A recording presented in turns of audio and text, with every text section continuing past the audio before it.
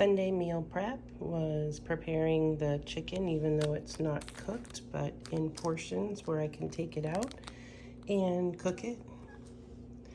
And then this is already cooked turkey, ground turkey.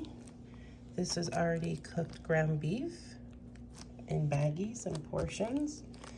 Over here are pre-cooked cookies, and I freeze them so that way we don't eat too many at one time. And this is the dog food that I pre-prepare and then freeze them in proportions for Lou Bear. And then bone broth.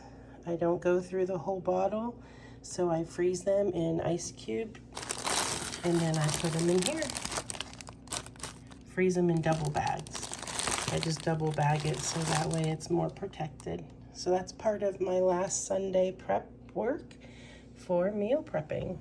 Some ideas for breakfast prepping would be making pancakes or waffles ahead of time, even bacon and sausage.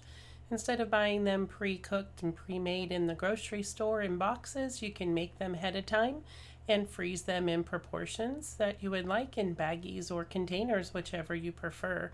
So breakfast is wonderful, and even overnight oats you can make and have them ready for the morning.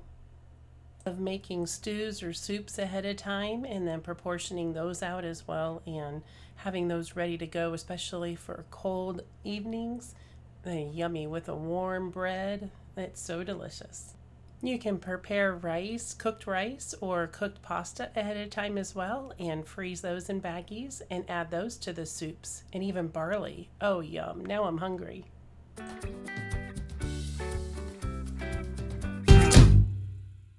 Thanks for watching, Sparks, and see you on the next one. Click all these buttons here.